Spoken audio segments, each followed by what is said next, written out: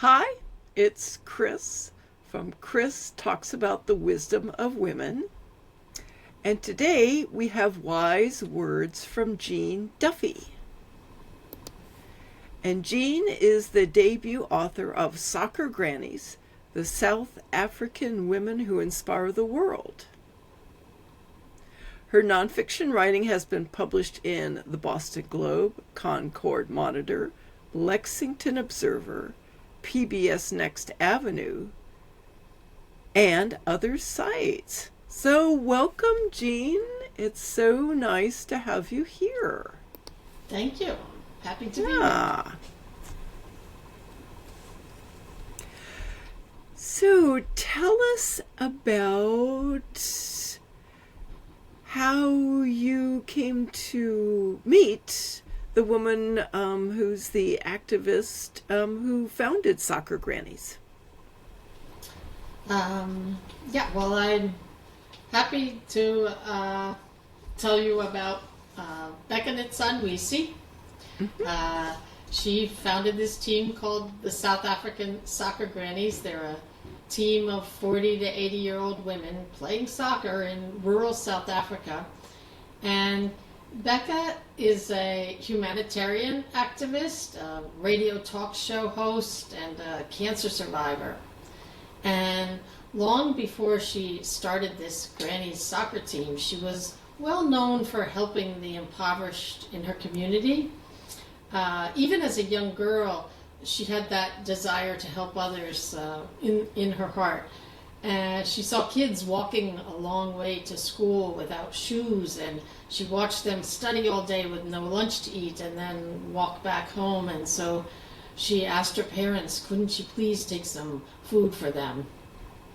As she grew older, she helped people get an education to better their chances at employment, helped gather materials and labor to build houses for those without, and distributed clothes and food donations and cared for the sick. As a young adult, she was a radio talk show host, and folks would call in with their needs, like perhaps a wheelchair or help to hold a funeral for a loved one, and Becca would rally the resources to help. She earned many awards, including one presented by the then president of South Africa, and she's been called the Mother Teresa of Limpopo. Wow. Yeah. Wow. So at age 35, Becca was diagnosed with colon cancer. And while she was at the hospital undergoing treatments, Becca, being Becca, didn't focus on her own challenges. Instead, she was looking around her, and she saw lots of older women suffering from heart conditions and diabetes and various mobility issues. Yeah. And it was then that she vowed to start an exercise program for older women to help them improve their health. She needed to do some exercise too to get herself better from all the chemotherapy. Yeah.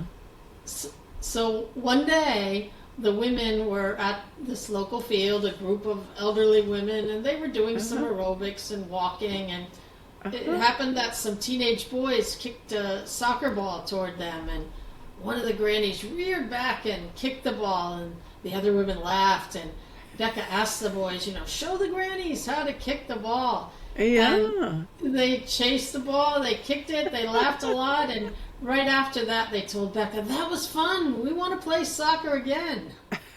So that's how the whole Soccer Grannies first team was formed. First team. Wow. Wow. Wow. Yeah. And what kind of challenges do grandmothers have, women have in rural South Africa? It's, Yes. I know, So yeah. these women are of an age that many of them lived through the almost 50 years of apartheid and the dire poverty and unemployment that ensued. Many of their husbands and adult children left them behind in the villages and went to distant cities to try to seek work. Yeah. The AIDS epidemic also hit South Africa very hard, and many of these women had adult children die from AIDS. So whether the adult children went to distant cities seeking work or dying from AIDS or some combination, many of these grandmothers suddenly found them with like 8, 10, 12 grandchildren to house, feed, and clothe. Wow. Yeah. Some of the women have faced physical abuse, and they live in an area where many people still believe that witchcraft has caused tragedies in their area, in their lives, that they can't explain. And older women with mental illness are targets for witchcraft accusations. And the village sometimes rallies to, kill one of these women rather than risk her witchcraft. Yeah. So it's a very challenging environment these women have lived in. And yet they have stood up as pillars of their community, holding the family together, even though it's very stressful. And they've developed a variety of illnesses from old age, but also exacerbated by the stress of their lives. Yeah. So you can imagine when Becca announces in the local churches that women should come play soccer, older women should come play soccer and do something for themselves. It was quite controversial, against all the social norms, the townsfolk said, you belong at home watching the children. What are you doing? Yeah. But so, go ahead. Yeah, the game quickly changed the course of the lives for these 40 to 80-year-old women. Their physical health improved, their stamina, their mobility, their blood pressure and cholesterol levels went down, and their emotional health improved. They gained self-confidence from mastering a new skill, and it was a great stress reliever to come together and forget about their problems, even if it was just for the hour they were on the field. But they went home with more energy and slept better. Yeah. And the team proved to be a vital new community of support.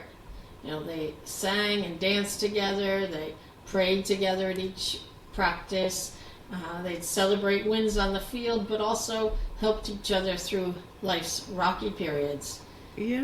They have a team bank account, and they give what they can afford at each practice, and then make a group decision when to help each other financially. So this soccer really brought improved physical health, emotional well-being, and this new community of support around them. Yeah. And how often do they practice? Every day or so many times a week? Or? Once or twice a week, generally. Once or twice a week. Oh, yeah. Okay. They have a coach who's dedicated, has been with them for years now. Oh, cool. Wow. If someone doesn't show up to practice, he follows up to find out, what happened. So what happened to them? And it's really simple ideas are the best, right? I mean, all you need is a ball, ideally a teenager or a coach or somebody to guide them, and Becca's always insistent that there's a medical professional involved, checking them out to make sure they're okay to play. Okay. But this simple idea has really taken off. Becca, right away, she founded a few more teams in neighboring villages so that they would have someone to play. They could come together and play together and have fun. But word spread about these teams of grandmothers, and the idea really has blossomed. It's now 20 years since that first team took to the playing field, and there are now, Becca says, some 200 teams of grandmothers playing across every province of South Africa and many other African countries. Wow. Yes. Do they then, do they come together and play, have competitions? And They do, yes. So, yeah, if you think about it, that's, thousands of older women Yeah. improving their health and happiness and Yeah, no benefit kidding. from the Wow. supportive community. Wow. Well, are they still facing issues, pushback in places? Yeah, there's still some, but it's definitely made a difference. Yeah, that's probably at this point taking on its own little life that keeps it moving along. Right. Yeah, so you started off by asking me how I got to know them. Yeah. So in a much more minor way, my personal story mirrors the grannies in their lesson that it's never too late to try something new. Yeah. I was in my mid-40s standing on the sidelines watching my daughters play in Massachusetts, and I said to myself, that looks like fun. I'm already a runner. Surely I could run and kick a soccer ball. Yeah. And fortunately, I found a group of women just starting a soccer group, and in no time I was hooked. I found it was such a fun way to exercise.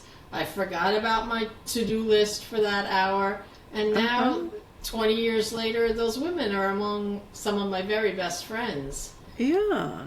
But I had no idea where this later in life first team sport ever would take me.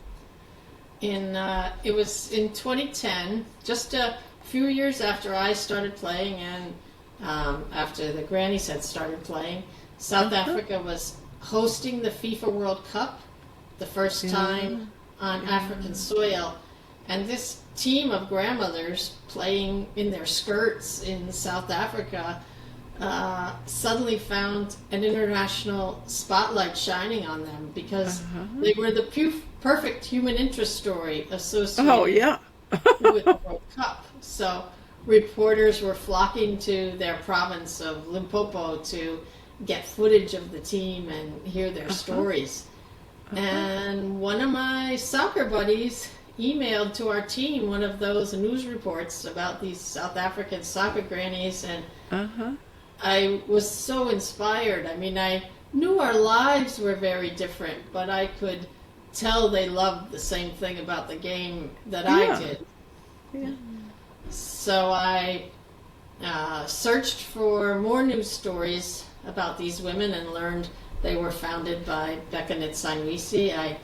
That she was a radio talk show host. I found her email address at the radio station, and I sent her an email inviting the team to come to America to play in an adult soccer tournament here. And Becca replied right away. She said, "We will come, my sister, we will come." And we had tremendous hurdles to get over in less than 6 months, and it was looking impossible even just weeks before the tournament, but we never gave up trying, and miracle after miracle fell into place. And I could scarcely believe it when 19 grannies were streaming through the airport in Boston.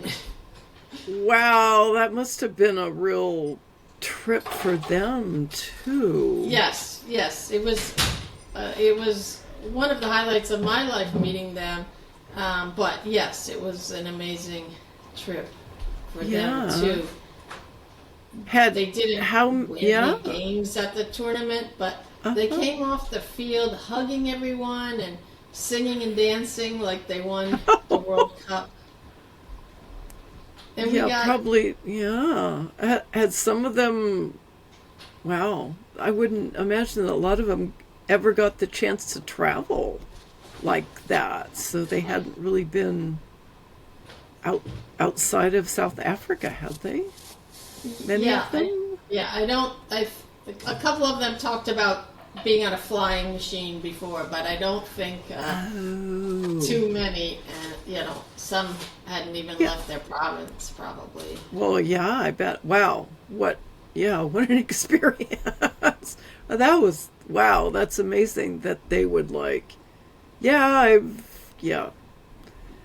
barely traveled at all, but I'm going to get on a plane and go to the U.S. and play soccer. That's An opportunity inspiring. they didn't. Yeah, really inspiring. It's like you're never too old to go somewhere and do something you love to do. Yeah. Yeah, yeah. Yeah. Wow. So we got glimpses into what this trip meant to some of them. At one point, the grannies were on the field playing their hearts out, and one granny, Lizzie, ran off and she dropped to her knees, put her head in Becca's lap, and she was sobbing. And I turned to a granny next to me who spoke impeccable English. I said, Beatrice, is Lizzie okay? Is she hurt? And Beatrice replied, she said, she's fine. Those are tears of happiness. Lizzie's so grateful to Becca for soccer and for this chance to come to America. Yeah. And then Beatrice said, Lizzie had 5 adult children die of AIDS. 5 is a lot. Oh my gosh. Wow. And I'm Wow. thinking to myself, 1 is a lot. Yeah. Losing one child after another. Yeah, how do you take another Oh my step gosh. forward? Wow. So, yeah. Yeah, tough. Sometimes So- we just have no concept of. Yeah. No concept. Yeah. So Yeah. Becca invited us to come to South Africa the following Yeah. year, which was an invitation we didn't want to miss. So we played Yeah. soccer together again, and I ate my first caterpillar, which I decided was an acquired taste. Yeah. Yeah, I can imagine. Although they say lots of protein. Yeah. Lots of protein. Yeah. And Yeah. Becca took us to visit a village, which was eye-opening for me. There was no running water, no electricity. Yeah. And Becca's done a lot of community work there and also started a women's soccer team. Yeah. So shortly after all, meeting the grannies and playing soccer together on both sides of the Atlantic, a friend said to me, someone should write a book. Because it was such an amazing experience for me. Yeah. And that planted a seed in the back of my brain. And in my mid-50s, I'm an engineer who'd never, written more than emails or an occasional technical report. And I took a first creative writing class and another. And 4 years later, I had a draft of a manuscript. And 8 years later, I had a finished book in my hand, and they even put my name on the cover. Wow. So I did a lot of research in writing the book about the history of South Africa and the political and societal pressures that have impacted the lives of these women. Yeah. And incorporated that to teach people who don't know. And shortly before the manuscript was going to the publisher, Becca provided me with 8 interviews where women shared their life stories with me. And each one, as I read it, kind of brought me to tears, what they've endured, and yet what a joy for life they have that they feel now still. And the book Soccer Grannies won 3 awards. It was translated to Japanese, and it's out now on audiobook too. So I'm donating all book proceeds to the Becca Ntsanwisi Foundation. So maybe some of your listeners will want to check it out. Yeah. So Becca's still going strong? She is still going strong. Yes, the cancer's been in remission, thankfully. So. Oh, great. That's fantastic. And is the Soccer Grannies Network still expanding? Is she still working to expand that? Or Yes. So it's now been 15 years I've been working with Becca. I've come to respect her leadership style, which is how I think she expresses her dreams with conviction from "We will come to America, my sister." I think it just drives the power of her accomplishments. Yeah. She has no doubt about anything that's going to come to pass. And in 2023, another of Becca's dreams came true. It was one she expressed in 2010 when she was in America. She said, "Before I die, I want to host a Grannies World Cup." Wow. A Grannies World Cup. And in 2023, there were 16 teams traveled to Limpopo from across Africa, the U.S., and Europe. And the Grannies International Football Tournament was held. All women over 50 years of age.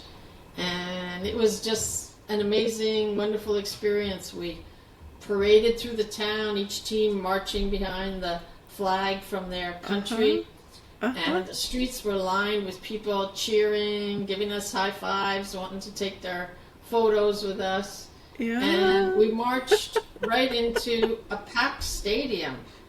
Now, soccer was my first sport at age 40. I'd never played in front of 5 people, let alone, 5,000 or whatever this stadium. Yeah. Wow. I mean, I'm sure it was an amazing experience for the grannies too, but it was an amazing experience for me. And at every goal, the crowd was on their feet singing and dancing, just such warmth, and celebration. Wow. That's amazing.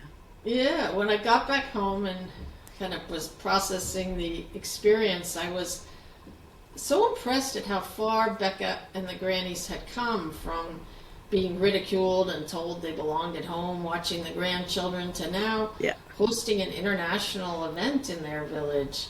Yeah. And I also observed that the women who had come to America in 2010, they were now 15 years older, and many of them were still playing soccer regularly.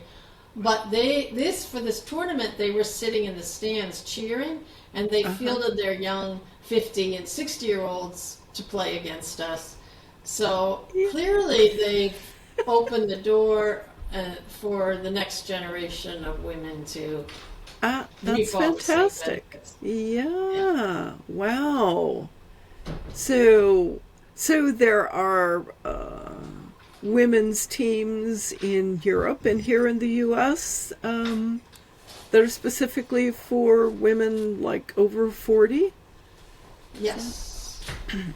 Yeah, there's an annual tournament. It's called the Veterans Cup, put on by the American Adult Soccer Association. And they have been adding age groups as the years go by. They've been holding this for a number of years. And they now have for the men, they have an over 75 category. Wow. And for the women, I think it caps out at over 70, but it may keep going up. Wow. I didn't even know about that. Had no idea. And Europe has one too, it sounds like. Europe has, I know of pockets of teams in France and Denmark, and Spain. England is very big in walking football. England is the UK is so big into soccer, so or football as they call it. Right. So after 2023, Becca hosted the second Grannies International Football Tournament in 2025. This time there were more teams, more African countries represented, which is wonderful. And the level of play was higher, and she got some great coverage from BBC and NPR. So fantastic. Becca says, given we're older, we can't wait 4 years between our tournaments, so she's already planning one for 2027. No kidding. Yes. So that's my story. Wow, that's pretty amazing. Do you have any advice for women who would, like to get started? It's just finding a team in your area, or Yep. Yeah.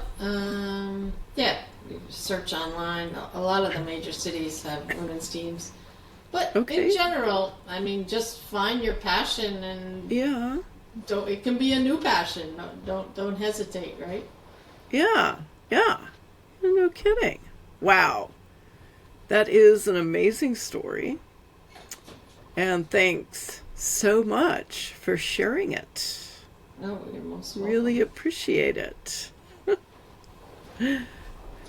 So that was Jean Duffy joining us today. If you enjoyed this episode, please let me know, and please share with your female friends who would appreciate it.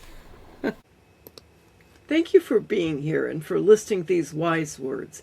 If you loved it, tell a friend and leave a rating or a comment. And if you want more of my thoughts on the wisdom of women, come hang out with me on Substack.